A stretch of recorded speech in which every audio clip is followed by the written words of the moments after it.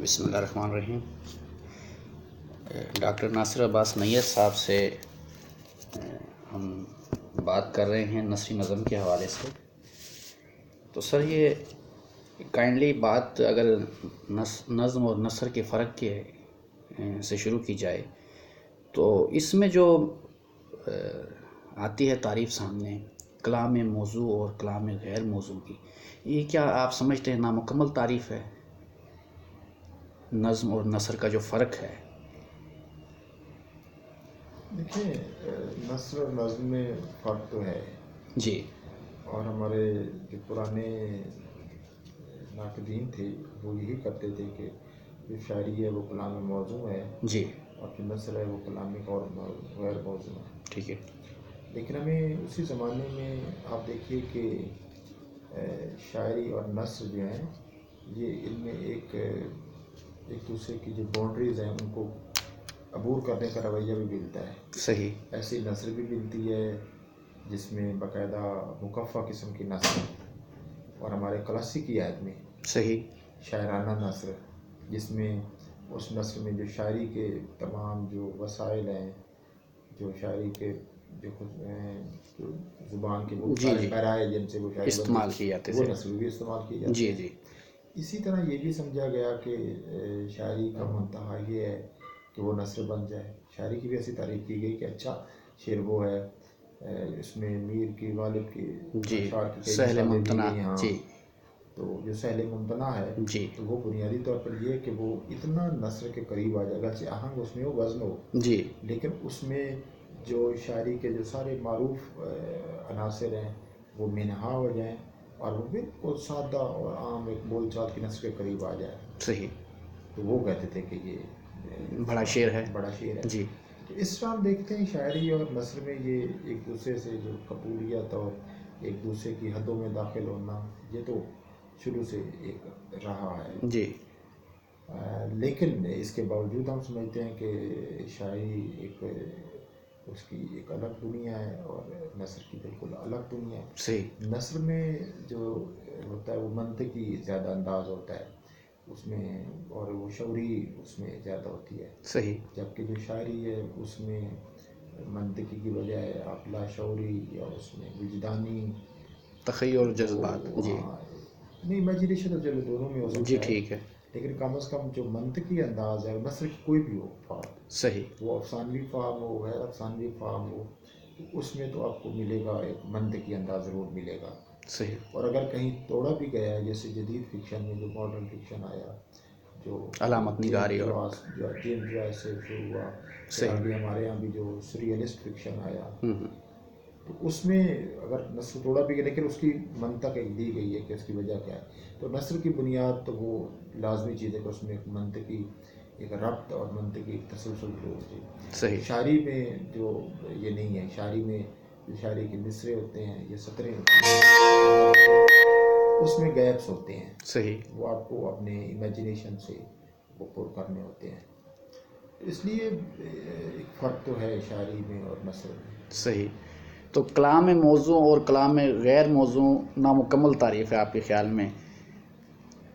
غیر اب یہ کہ یہ عجیب بات ہے کہ یہ سارے جو مباحث اس وقت آئے ہیں سارے جب یہ نثری نظم آئی ہے۔ جی، بالکل۔ جب تک یہ نثری نظم نہیں تھی تو یہ بحث نہیں تھی، یہ طے شدہ تھا کہ جو کلام موضوع ہے وہ شاعری ہے، جی، بالکل ٹھیک ہے، یہ بحث ہی نہیں تھی، یہ طے شدہ بات۔ ہاں، یہ فائدہ ضرور ہوا ہے جب کہ یہ نثری نظم آئی ہے تو پھر یہ مباحث بحث زندہ ہوئی ہے، صحیح، اور اس میں زیادہ تر لوگوں نے جو نثری نظم کے حق میں جو بات کی ہے اس کی وہ دلیل وہاں سے ارسطو سے لاتے ہیں کہ ارسطو نے، جس کو ہمارے یہاں حالی نے اور ایک جگہ امداد امام اسد نے اور کچھ اور لوگوں نے جی، شبلی نے بھی، جی، ہاں، کہ جو شاعری ہے اس کے لیے آہنگ کی اور وزن کی ضرورت نہیں ہے، لیکن یہ کہہ کر انہوں نے خود ہمیشہ اس آہنگ کی اور وزن کی پابندی کی۔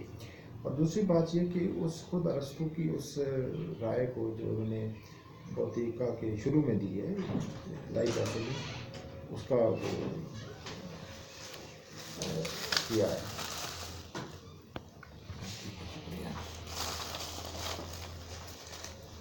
ایڈیٹنگ میں کر لوں گا بعد میں۔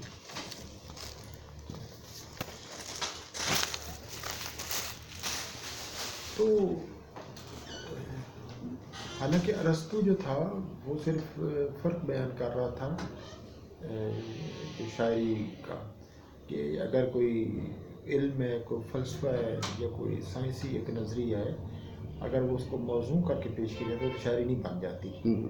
تو شاعری کے لیے ایک اور چیز چاہیے کہ جس میں ظاہر وہ نقل کہتا ہے کہ نقل چاہیے کسی چیز کی، اور نقل سے ہی شاعری میں جو ساری جمالیات ہے وہ پیدا ہوتی ہے. وہ پھر چھپلی کی مثال بھی دیتا ہے. چھپلی کو دیکھنا ویسے آپ کو کراہت انگیز لگتا ہے، لیکن جب آپ اس کی تصویر دیکھتے ہیں جو بالکل اس کے مطابق ہو، اصل کے مطابق ہو، تو اس سے آپ کے اندر تحسین کے جذبات پیدا ہوتے ہیں. تو وہ کہہ رہا تھا کہ اس میں نقل ہونی چاہیے، لیکن وہ علم کو نہیں کہتا تھا کہ علم کو موضوع کرنے سے شاعری. تو اس لیے وہاں اس نے لکھا کہ صرف وزن ہی شاعری کی شرط نہیں ہے. تمہارے لوگوں نے وہ دلیل دے دی کہ چونکہ شاعری کی نہیں ہے شرط.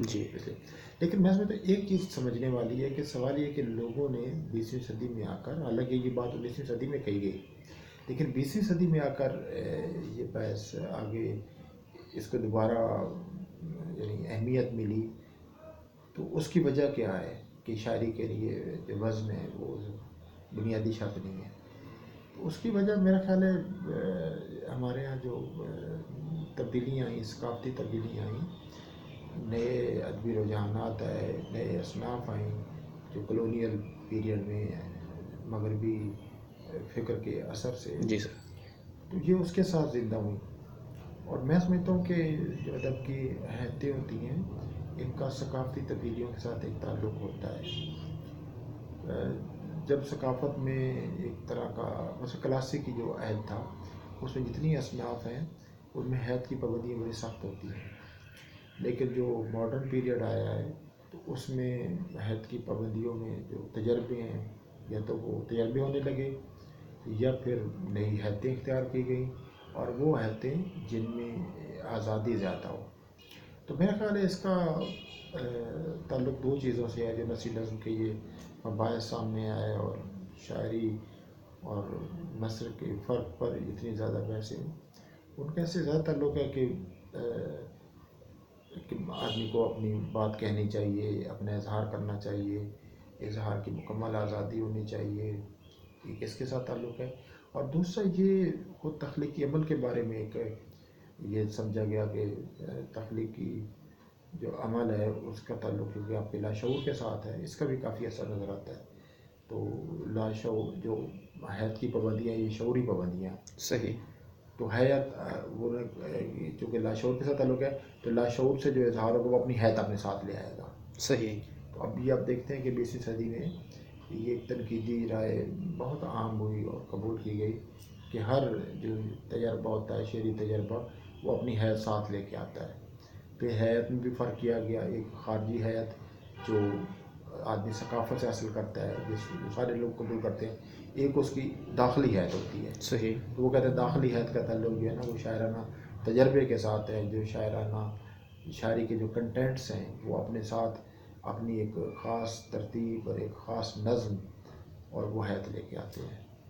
تو ایک تعلق تو میرا خیال ہے جو اگر یعنی میں سوال کا جواب دے رہا تھا کہ یہ جو نثری شاعری کے حق میں افراد بحث ہوئی شروع ہوئی ہے، حالانکہ یہ باتیں پہلے موجود تھیں لیکن اس بحث کو جو زندہ ہوئی ہے وہ اس کا تعلق ان ثقافتی اور ان فکری تبدیلیوں کے ساتھ ہے اور ادب کے بارے میں شاعری کے بارے میں بدلتے ہوئے تصورات کے ساتھ ہے. لیکن سر نثری نظم کے حوالے سے خاص طور پہ اگر دیکھا جائے تو جو ہمیں کتابوں سے نظر آتا ہے، کتابوں میں جو ادب کی تاریخ موجود ہے، آزاد نظم، پابند نظم جو ہے اس کو قبولیت اس حد تک اس کو میرے خیال میں نہ مخالفت کا سامنا کرنا پڑا، نہ اتنا طویل عرصہ اس کو لگا. لیکن نثری نظم کے حوالے سے نہیں جی کوئی سر، نثری نظم کے حوالے سے ہم دیکھتے ہیں کہ اس کا جو عرصہ ہے اختلافات جس میں موجود رہے، اس کے حق میں لکھنے والے بھی لکھتے رہے اور اس کے خلاف لکھنے والے بھی آج تک جو ہے وہ اس کو شاعری کے زمرے میں شمار نہیں کرتے. تو یہ زیادہ طویل نہیں ہو گیا آپ کے خیال میں؟ نثری نظم میں ہم یہ دیکھتے ہیں کہ اس کو قبول کرنے کا عمل اسپیشلی اردو ادب میں بہت طویل ہے اور اس کی مخالفت بہت شدید اب تک موجود ہے. تو یہ امکان نہیں پیدا کرتا کہ اردو ادب میں اس صنف کی جو آزادیاں ہیں اس کو قبول نہیں کیا جا رہا، آج تک نہیں کیا جا رہا. اور یہی وجہ ہے کہ ہمیں اس ادبی منظر میں کوئی بڑا ایسا شاعر کم از کم ہم نہیں بتا سکتے جو صرف نظری نظم لکھ کر اردو ادب میں کوئی بہت مقام بڑا حاصل کر پایا ہو. یہ قصہ کم از کم 1.5 صدی کا بن رہا ہے اب، لیکن ایسا کوئی بڑا نام ہمیں نظر نہیں آتا. دیکھیں، ایک تو یہ کہ شروع میں جو نثری نظم کی مخالفت کی گئی وہ تو بہت شدید تھی، تو وہ تو لوگ اس کو سننے کے روادار بھی نہیں. اب تبدیلی یہ ہوئی کہ اب نثری نظموں کے باقاعدہ متعدد شاعر موجود ہیں، ان کے کئی مجموعے آ چکے ہیں، وہ مشاعروں میں بھی باقاعدہ نثری نظم پڑھتے ہیں. اور ایسے بھی لوگ ہیں جنہوں نے نثری نظم کے علاوہ کچھ نہیں لکھا. کچھ ایسے لوگ ہیں جو غزل بھی لکھتے ہیں، زیادہ نظم بھی لکھتے ہیں، ساتھ نثری نظم بھی لکھتے ہیں. رسائل نے اپنے نمبر چھاپے، لوگوں نے پوری کتابیں لکھی. جی. تو اس طرح نثری نظم کا جو ڈسکورس تھا وہ بھی پورا ایک آگے بڑھتا رہا، اور اس کے نثری شاعری کے جو نمونے تھے وہ بھی ساتھ آتے رہے. تو ایک طرف تو یہ، دوسری طرف یہ بھی درست ہے کہ ایک ایسا اب بھی طبقہ موجود ہے جو سمجھتا ہے کہ جناب شاعری کا تو ایک ہی اصول ہے، وہ کلام موضوع ہے. تو اگر وہ کلام موضوع نہیں ہے تو اس میں اگر باقی شاعری کے موجود ہیں، اس میں امیجز ہیں، علامتیں ہیں، صحیح. استعارے ہیں، اور ایک زبان کا بڑا تخلیقی استعمال ہے، اور ہر لفظ کا ایک خاص بے شک آہنگ بھی ہوتا ہے، یا اگر اس کو خاص طرح سے پڑھا جائے تو وہ آہنگ محسوس ہوتا ہے، سب کے باوجود وہ نہیں مانتے. جی. تو یہ تو میرا خیال ہے بحث چلتی رہے گی. صحیح. تو اب یہ کہ اس کا فیصلہ کیسے کیا جائے کہ جو نثری، ایک طرف نثری شاعری کی کتابیں آ رہی ہیں، جی. نثری نظم کے حق میں لکھنے والے ہیں، دوسری طرف ایک طبقہ ہے جو کہتا ہے کہ نہیں، ہم تو شاعری کی اس پرانی تاریخ کو قبول کرتے ہیں. تو اس کا کیسے فیصلہ ہوگا کہ کون اس میں؟ نہیں، اس کا فیصلہ سر یہ نہیں ہے. اگر اس کو وقت کا ہی ہم کہتے ہیں کہ وقت نے فیصلے کرنے ہوتے ہیں، تو 1 صدی گزرنے کے بعد بھی کوئی نون میم راشد نثری نظم میں موجود نہیں. یہ بات جی. ٹھیک ہے کہ جو آزاد نظم تھی اس کو بھی شروع میں بہت مخالفت کا سامنا کرنا پڑا، اور خود اس کے نام پہ بھی بہت بحث ہوئی کہ یہ کیسے ہو سکتا ہے کہ نظم آزاد کیسے ہو سکتی ہے. یہ دونوں ایک ذات چیزیں ہیں. جی. اگر نظم ہے تو اس میں تو پابندی ہے، تو آزاد نظم کیا ہوئی؟ اس پہ بھی شروع میں ہوئی، لیکن بعد میں اور اس کی قبولیت اگر ہوئی ہے تو اس کی ایک وجہ اس میں آہنگ تھا. جی. تو وہی شاعری کا جو بنیادی وہ تھا، وہ یعنی وہ اصول جو ہے اس سے وہ مختلف تھا. جی. پہلے سے جو کلاسیکی آہنگ تھا اس سے مختلف تھا، جی. لیکن آہنگ تو تھا، تو اس لیے قبول کر لیں گے. اب چونکہ نثری نظم میں وہ جس کو غیر عروضی شاعری بھی کبھی کبھی کہا جاتا ہے، جی، تو وہ آہنگ اس میں نہیں ہے، تو اس لیے وہ ایک طبقہ تو موجود ہے اب بھی جو سمجھتا ہے کہ، لیکن اگر اس کو مستقل اسی طرح سے، میں سمجھتا ہوں کہ جو ادب ایک جمہوری عمل ہے. صحیح. ادب میں کوئی آمریت نہیں ہوتی. ادب میں کسی ایک آدمی کی رائے، ایک جج کے حکم کا جس کو ماننا جی وہ نہیں ہوتا. ایک ادب میں رائے، ایک آدمی کی رائے ہوتی ہے. وہ رائے اگر اس کے پیچھے دلائل بڑے مضبوط ہیں تو وہ ظاہر ہے اس کو ماننے والے بھی موجود ہیں، لیکن ایک آدمی اپنی رائے نافذ نہیں کر سکتا. جی بالکل درست ہے. تو لہٰذا ہم تو یہ سمجھتے ہیں کہ یہ چیز وقت کے حوالے کر دینی چاہیے، کہ ہو سکتا ہے آگے کوئی وقت ایسا آئے جب یہ نثری نظمیں بھی، کوئی میرا جی، کوئی مجید امجد، کوئی راشد، کوئی فیض، کوئی اختر الایمان، کوئی منیر نیازی اس جیسا پیدا ہو جائے. لیکن ایک بار میں سمجھتا ہوں کہ جہاں تک شاعری کے آہنگ کا تعلق ہے، یہ مسئلہ صرف ایک شاعری تک نہیں ہے. جی. اس آہنگ کا تعلق جو ہم سننے والے ہیں یا پڑھنے والے ہیں ہمارے اندر سے بھی ہوتا ہے. آہنگ مثلا جیسے آدمی سانس لیتا ہے اس میں بھی آہنگ ہے. جی ٹھیک ہے. آدمی کی جو دل کی دھڑکن اس میں بھی آہنگ ہے. اور ہمیں جو مختلف جس دنیا میں ہم رہتے ہیں اس میں جو ہمارے سیارے حرکت کرتے اس میں بھی آہنگ ہے. تو میں سمجھتا ہوں کہ ایک آہنگ جو ہوتا ہے شاعری کا آہنگ، یہ صرف شاعری تک محدود نہیں، اس کا بہت گہرا تعلق ہمارے جو زندگی کا ایک بنیادی تجربہ اس کے ساتھ ہے. صحیح. تو میں یہ اصولی طور پر تو مانتا ہوں کہ ہمیں اپنی زندگی کا ایک بڑا حصہ وقف کرنا رکھنا چاہیے اس آہنگ کو محسوس کرنے میں، وہ موسیقی کی صورت میں اپنی آہنگ محسوس کرے یا اس اچھی شاعری میں جو آہنگ ہوتا ہے وہ.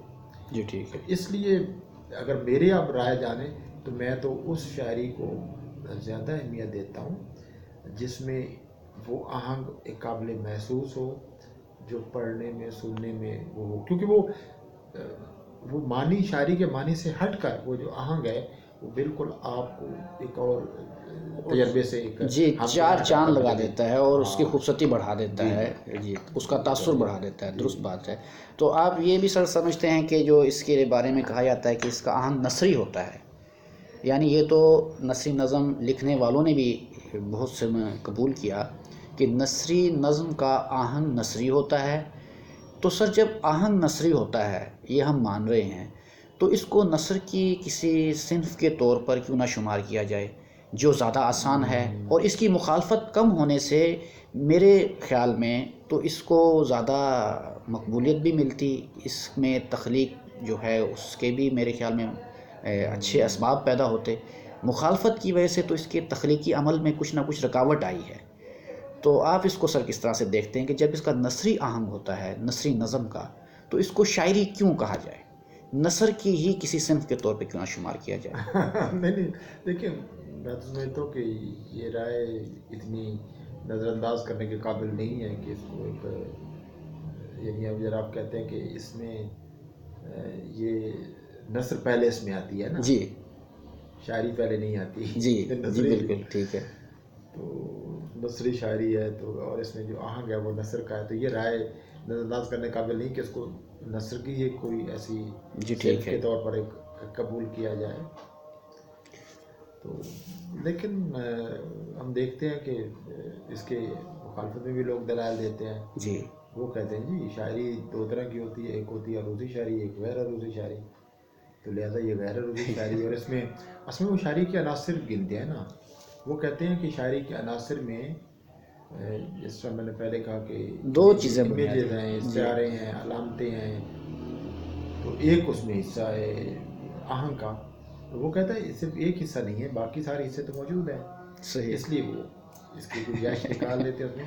لیکن اس کا تعلق ذوق کے ساتھ بھی ہے کہ جن لوگوں کا شاعری کا ایک صحیح ذوق ہے وہ صرف اس کے نہیں دیکھتے. پھر یہ کہ کچھ لوگ، ایک یہ بھی 20ویں صدی میں جو چیز آئی ہے کہ جو کنٹینٹ تھا، جو تھا، اس کو زیادہ اہمیت ملنے لگی. انہوں نے کہا جی اصل بات یہ ہے کہ آپ نے کہا کیا ہے، کیسے کہا ہے، یہ ایک ثانوی چیز ہے، لیکن کیا کہا ہے یہ زیادہ. تو اگر آپ اس میں نثری نظم میں ایک ایسی چیز لے آتے ہیں جو کسی، وہ سمجھتے ہیں کہ یہ کسی اور طرح نہیں کہی جا سکتی. اس پہ بھی کافی بحث ہوئی ہے کہ کیا وہ آہنگ کے بغیر وہ کہی جا سکتی ہیں کہ نہیں.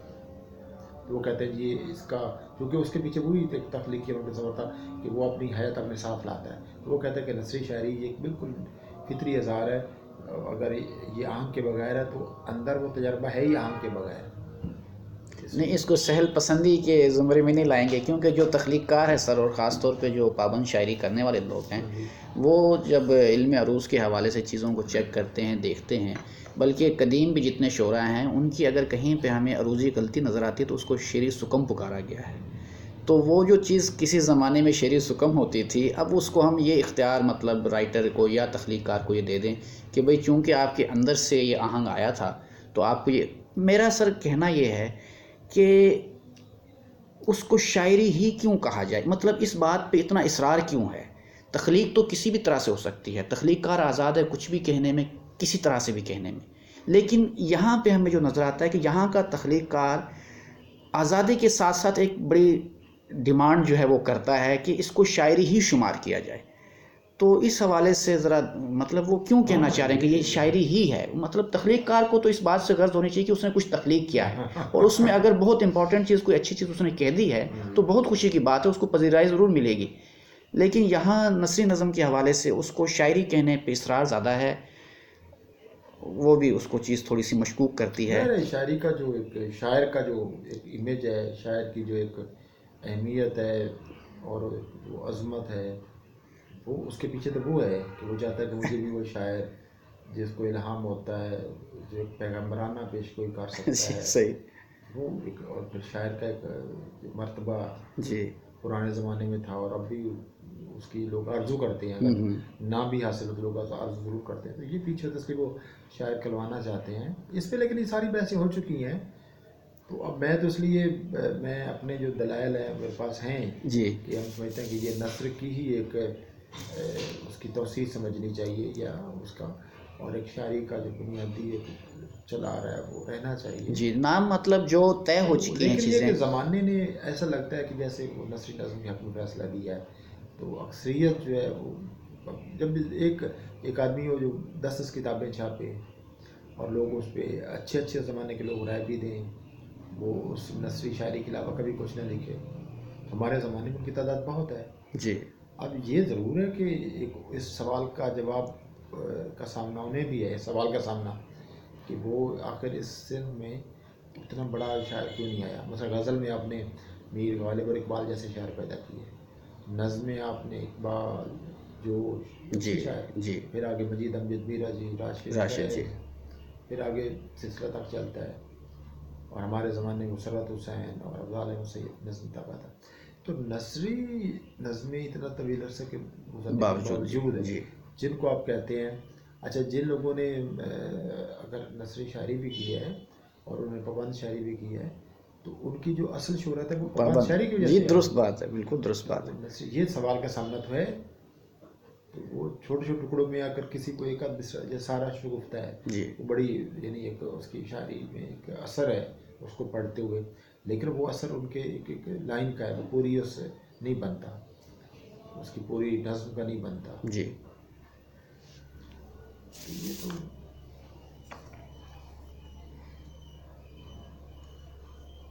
اور سر یہ بھی کائنڈلی تھوڑی سی وضاحت کریں کہ کیا کسی زبان میں ادب کی جو بنیادی تقسیم ہے اس میں نثر اور نظم کے علاوہ کا کیا کوئی اور زمرہ ہے؟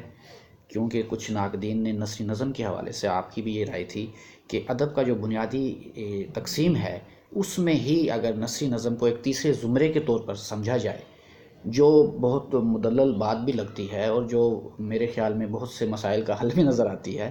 تو آیا ایسی کوئی مثال موجود ہے کسی زبان کے ادب میں جو اس کی تقسیم ہے بنیادی وہ نثر و نظم کے علاوہ کیا کوئی تیسرا زمرہ رکھتی ہے؟ دیکھیں، ایک تو تیسرے زمرے سے لوگوں کو خیال فوراً ایک چلا جاتا ہے اس کی طرف جس کو ہم ایک طنز کے ساتھ یا تمسخر کے ساتھ ایک تیسری جنس کہتے ہیں. ہاں نہیں، وہ تو بات وہ غلط ہے. نہیں اس لیے، اور جی لوگوں نے وہ استعمال بھی کیا کیے ہے رائے. جی یہ تو ایک مناسب نہیں. جی جی لیکن میں سمجھتا ہوں کہ ہم جب ادب کو نثر اور نظم میں بانٹتے ہیں تو دراصل ہم اس بائنڈری کا شکار ہوتے ہیں کہ ہم چیزوں کو، ہر چیز کو اس کی ضد سے پہچانتے ہیں. صحیح. یہ چیزوں کو سمجھنے کا ایک طریقہ ہے. دنیا کی تمام چیزیں جو موجود ہیں آپ ان کو ان دو حصوں میں تقسیم نہیں کر سکتے کہ ایک چیز دوسرے کی ضد ہے. اس کے علاوہ بھی ہیں. جی ٹھیک ہے. ایک چیز نارمل ہے، آپ جی یہ سمجھتے ہیں. ایک سپر نارمل بھی ہو سکتی ہے. ہو سکتی ہے. ٹھیک ہے. ٹھیک ہے نا جی. تو اب یہ نہیں ہو سکتا کہ اچھا پھر جن کو نارمل اور نارمل کہہ رہے ہیں ان کے درمیان بہت سے گرے ایریاز ہوتے ہیں. جی ٹھیک ہے. ایک نظم ہے اور ایک نثر ہے، ان کے درمیان گرے ایریاز بھی ہیں اور اس کے علاوہ بھی ہو سکتی ہیں. تو یہ تو ضرور ہے کہ ہمیں اس سے ہٹ کر سوچنا چاہیے. سوچا جا سکتا ہے کہ ایک تیسرے زمرے کے ہم ادب کو صرف نثر اور نظمیں تقسیم کرتے ہیں. صحیح. تو اگر یہ تیسرا زمرہ اس پہ مطلب زیادہ بات ہو تو اس کی وجہ سے نثری نظم کو بھی جو ہے میرے خیال میں بڑی اسپیس مل جاتی ہے اور اس سے یقیناً اس کو فائدہ ہی ہوگا. لیکن اس سے مراد وہ نہیں ہے وہ تمسخر انگیز. نہیں وہ بالکل نہیں. یہ سنجیدہ سے، جی سنجیدہ حوالے سے. جی ٹھیک بات. اور ان کے لیے بھی نہیں ہونا چاہیے، مطلب اس تیسری جنس کے لیے بھی یہ جی نہیں ہونا چاہیے. اور وہ تیسری، بلکہ اس کو تیسری نہیں کہنا چاہیے، وہ ایک مختلف ہے. جی مختلف ہے اور وہ کئی حوالوں سے ان دونوں جنسوں سے بہتر بھی ہوتی ہے. ٹھیک بات ہے. تو سر آج کے جو 21ویں صدی کا ادب ہے اس میں آپ کیا نثری نظم کو کہاں دیکھتے ہیں کہ آیا اس کے حوالے سے چیزیں طے ہو گئی ہیں اور اس کو شاعری شمار کر لیا گیا ہے اور اس کے امکانات کیا ہیں؟ کس طرح سے آپ؟ دیکھیں، جیسا میں نے پہلے کہا کہ ادب میں تو صرف آراء ہوتی ہیں نا. ادب میں کوئی فتوے نہیں ہوتے، ادب میں کوئی حاکمانہ فیصلے نہیں ہوتے، ٹھیک ہے. نہ وہ نافذ کیے. وہ تو ایک یہ دیکھا جاتا ہے کہ زیادہ لوگ اور اچھے لوگ وہ کس طرف ہیں. تو یہ تو ہم دیکھتے ہیں کہ میری اور آپ کی رائے کچھ بھی ہو، جو نثری نظم لکھنے والے ہیں ان کی بڑی تعداد موجود ہے. یہ سوال ضرور ہے کہ ان کا جو ادبی مرتبہ باقی اصناف میں کام کرنے والوں کے برابر ہوا ہے یا نہیں، لیکن وہ بڑی تعداد موجود ہے اور وہ دونوں طرح کے ہیں. اب جیسے افضال احمد سید ہیں تو وہ پابند شاعری بھی کرتے ہیں، نثری نظم کہتے ہیں. صحیح. ان کی بیگم تنویر انجم ہے، وہ صرف نثری نظم لکھتی ہے. عذرا عباس ہیں، وہ صرف نثری نظم لکھتی ہے. احمد جاوید ہیں جو غزل بھی لکھتے ہیں، آزاد نظم بھی اور نثری نظم بھی لکھتے ہیں. صحیح. نصیر مناصر ہیں، ابرار احمد ہیں، تو علی محمد فرشی ہیں، نثری نظم بھی لکھتے ہیں. یہ لکھنے والوں کی بڑی عبدالرشید ہیں جو لکھتے ہیں صحیح. نثری نظم ہیں. لیکن سر ان کو آپ سمجھتے ہیں کہ یہ لوگوں میں اتنے ہی معروف ہیں جتنے افتخار عارف یا امجد اسلام امجد یا احمد فراز؟ ایک تو یہ کہ میرا خیال ہے یہ شاید مقابلہ ٹھیک نہیں ہے جی. لیکن یہ آپ کہہ سکتے ہیں کہ کیا ادبی سماج پر ان کا اثر اتنا ہی ہے، اگر ہم مقبولیت نہ ڈالیں جتنا ان کا ہے تو وہ نہیں ہے. بہت ہی ایک محدود تعداد ہے جو ان کی شاعری کو پڑھتی ہے. صحیح. ویسے میں آپ کو بتاؤں کہ ایک مجموعی طور پر شاعری کے مطالعے میں کافی انحطاط ہوا ہے. جی ٹھیک بات ہے. اور شاعری کی جگہ جو اچھا یہ بھی ایک عجیب نئی بات ہے کہ شاعری کے مطالعے میں ایک انحطاط سامنے آیا ہے پوری دنیا میں، اور اس کی جگہ جو فکشن اور نان فکشن ہے اس کو بہت زیادہ پڑھا جاتا ہے. اس کے باوجود کہ فکشن اور نان فکشن کو زیادہ پڑھا جاتا ہے، نثری شاعری کو زیادہ نہیں پڑھا جاتا. صحیح. اس کو میرا خیال اگر ہم زمرہ بنائیں تو پہلے نمبر پہ فکشن، پھر نان فکشن، پھر شاعری، اور اس کے پیچھے کہیں آخر میں جا کے آتی ہے نثری شاعری جس کو پڑھنے والے. کم از کم ہماری سوسائٹی میں تو یہ بالکل ٹھیک بات. آپ کسی آدمی کو اگر آپ سروے کریں کہ پوچھیں کہ ایک بک فیئر ہے جہاں لوگ آ رہے ہیں، تو میرا نہیں خیال ہے آپ کو کوئی ملے گا، وہ ایک آدھ کو ملے گا جو کہے گا کہ ہاں میں نے یہ نثری نظم کی کتاب خریدنی. ٹھیک بات ہے. وہ بالکل کہے گا ناول خریدا ہے. بہت سے ہوں گے ان میں غزل کے کچھ مجموعے خریدنے والے بھی مل جائیں گے آپ کو، کچھ مضامین کے مجموعے لینے والے، لیکن کسی نے کسی منتخب کر کے کسی نثری شاعری کی کتاب خریدی ہو بہت مشکل ہے. صحیح بات. تو سر یہ انڈیکیشنز بھی تو ہیں نا کہ یہ کس سٹیج پہ مطلب یہ تجربہ کس حد تک کامیاب رہا یا مقبول ہوا، یہ انڈیکیشن. اور سر ساتھ ہی شاعروں میں تو ہے، آپ یہ کہہ سکتے ہیں کچھ اصناف ہوتی ہیں جو شاعروں میں زیادہ مقبول ہوتی ہیں اور جو آپ کا سماج ہے وہاں قاری جو ہے. جی. اس لیے اور میرے خیال رفتہ رفتہ جو جدید شاعری ہے اس کا دائرہ جو ہے وہ خاص لوگوں تک ہوا ہے. اس لیے مثلا راشد پہلا شاعر جس کو کہا گیا کہ وہ شاعروں کا شاعر ہے. صحیح. شاعروں کے شاعر کا مطلب ہی یہ تھا کہ اس کی شاعری کو صرف اس کے وہ لوگ سمجھ سکتے ہیں جو خود شاعر ہیں اور اول درجے کے شاعر ہیں. تو سر یہ جو بات آپ نے ابھی کی ہے کہ محدود ہوا ہے شاعری کو پڑھنے والا بھی اور لکھنے والا بھی طبقہ، تو کیا کہیں اس جدیدیت کے حوالے سے یہ جو تجربات کچھ ایسے ہوئے ہیں اس کا بھی تو نقصان شاعری کو یا اس پڑھنے والے کو اس کے ذوق کو نہیں پہنچا کہ کچھ تجربات ایسے شاعری میں ہوئے جو پذیرائی بھی حاصل نہ کر سکے، تو اس کی وجہ سے جو قاری تھا وہ سمٹتا چلا گیا. مطلب وہ جب اس کا ذوق بھی اس کو تسکین نہ ملی، اس کو ویسی شاعری بھی پڑھنے کو نہ ملی، بلکہ شاعری کی شکل میں کچھ ایسی چیزیں اس کے سامنے آنے لگ گئی جو اس کے ذوق کو کسی حد تک بلکہ مجروح بھی کر رہی تھی. تو اس سے بھی جو ہے یہ شرنک ہوا ہے طبقہ جو پڑھنے والا ہے، شاعری کی طرف رغبت رکھنے والا جو ہے. کہ میرے خیال ہے یہ تو اکثر لوگ یہ کہتے ہیں کہ اس میں قصور شاعروں کا ہے، لیکن میں نہیں سمجھتا کہ صرف شاعروں کا ہے.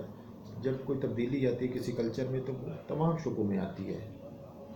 خود شاعروں نے اگر ایک ایسی شاعری لکھنی شروع کی جس کو پسند کرنے والے خاص لوگ ہیں تو اس کی بھی کچھ اس کے پیچھے بھی کچھ ثقافتی اور کچھ سماجی کچھ معاشی یہ تبدیلیاں موجود ہوتی ہیں.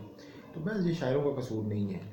وقت کے ساتھ ساتھ جو لوگ ہوتے ہیں خود ان کے بھی چیزوں کے بارے میں، ادب کے بارے میں جو خیالات ہیں ان میں تبدیلی آتی ہے. صحیح. تو صرف وہ شاعروں پہ آپ نہیں ذمہ داری ڈال سکتے کہ اور یہ شعری تجربات بھی آپ نہیں سمجھتے کہ وجہ ہیں. دیکھیں اب ان کے شاعری کے جو تجربات ہوئے ہیں ان تجربات کی بھی تو کئی قسمیں ہیں نا، کس قسم کے تجربات ہوئے ہیں. لیکن وہ وقت کے ساتھ فیصلہ ہو جاتا ہے کہ کون سا جو شعری تجربہ تھا وہ کامیاب رہا، کون سا ناکام ہوا، کامیاب نہیں ہوا.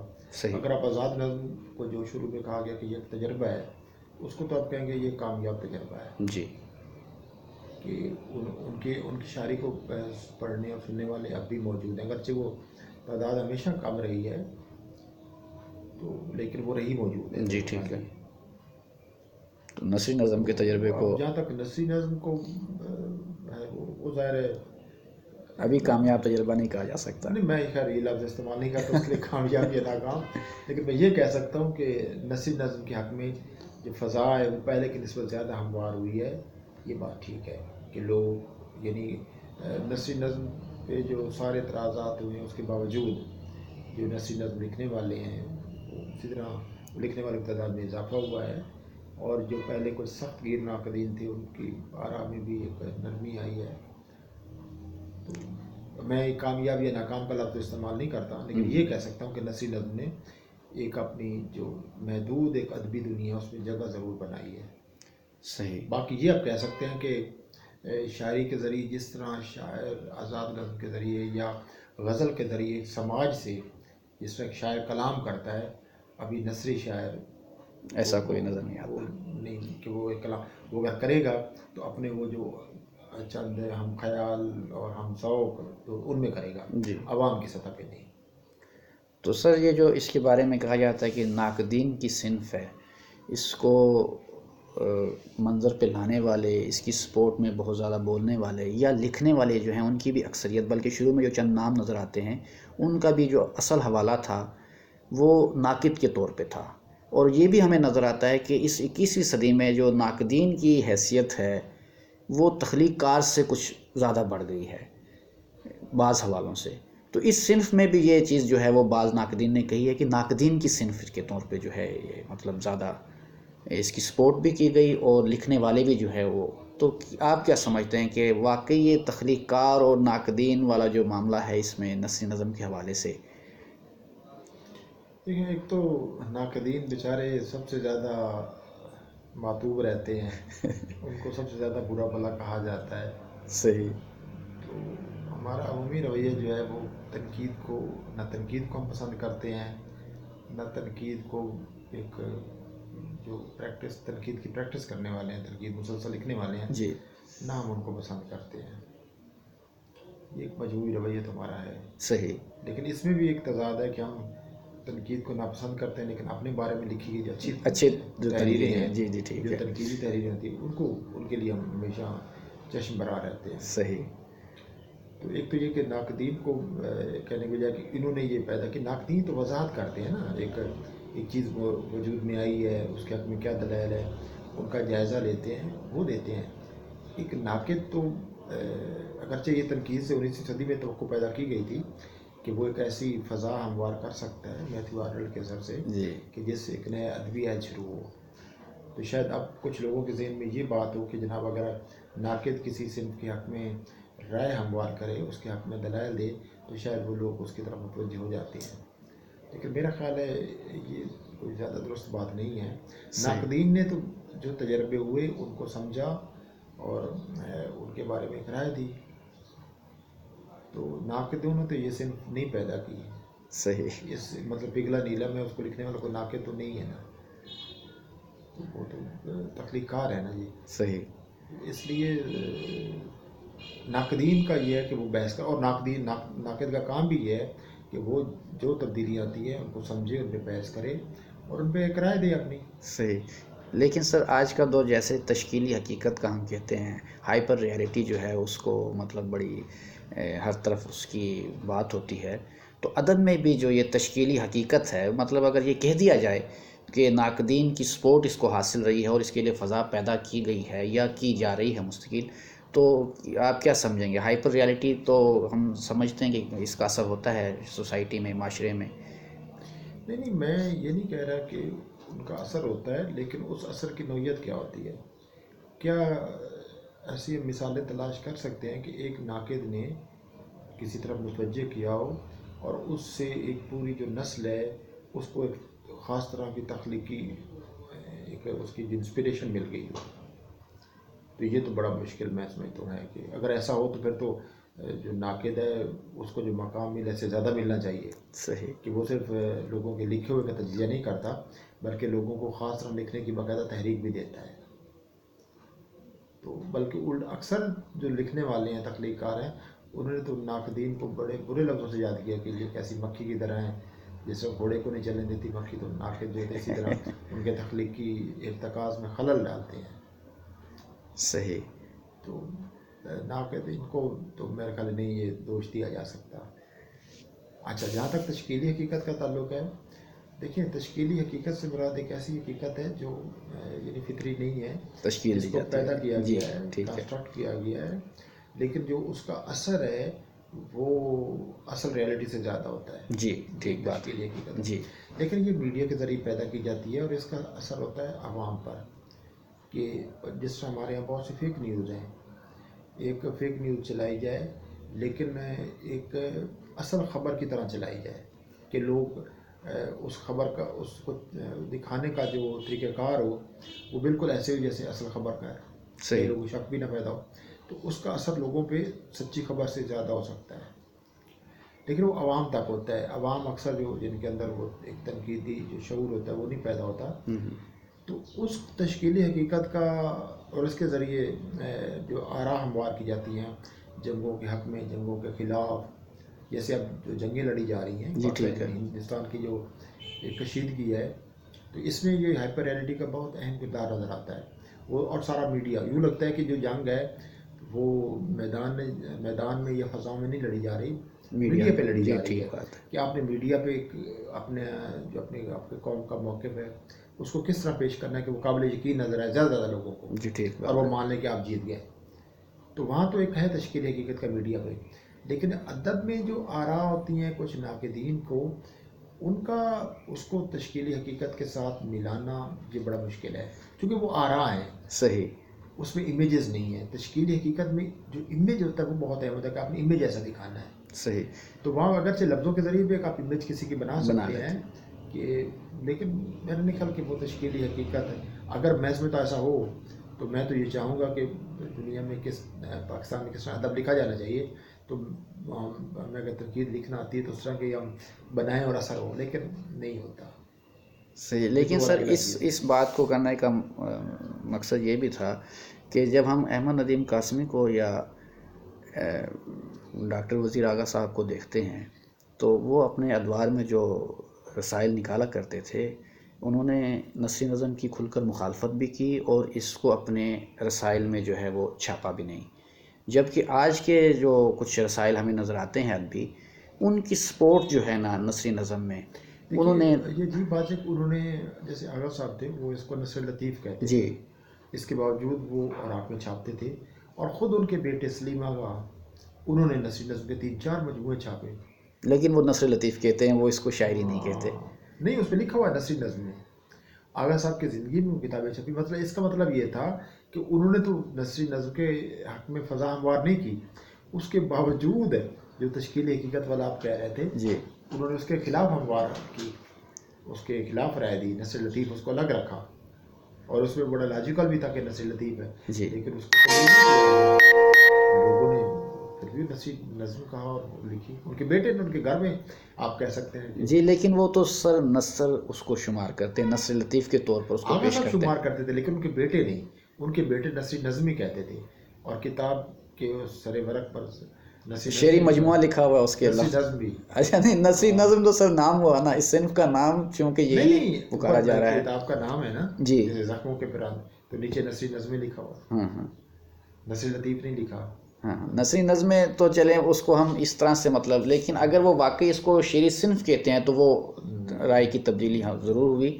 لیکن اگر نثری نظم صرف لفظ لکھا ہے تو وہ تو چونکہ اس کا نام یہ ہے تو شاید انٹروڈیوس کرانے کے لیے کہ اس میں یہ مواد یا یہ مٹیریل یا اس طرح کی اس صنف کی چیزیں شامل ہیں، یہ بھی وجہ ہو سکتی ہے.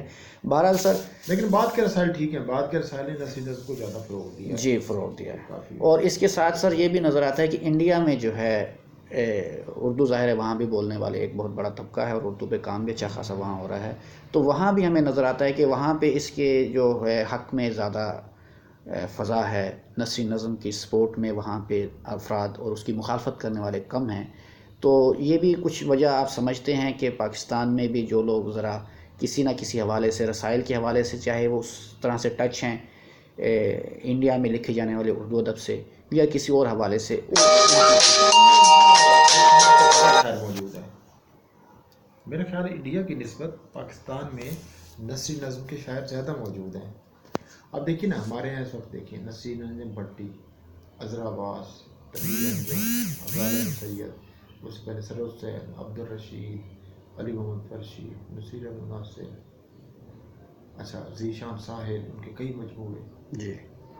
تو ہمارے یہاں تو اس طرح آپ انڈیا میں نہیں گنوا سکتے کہ نثری نظم کے شاعر کون ہیں. آپ کے خیال میں یہاں پہ لکھنے والے افراد زیادہ ہیں؟ جنہوں نے پوری کتابیں نثری نظم کی شائع کی ہیں. صحیح. ٹھیک ہے سر. کافی ہے جی کسی حد تک جی سر یہ ٹھیک ہو گیا میرے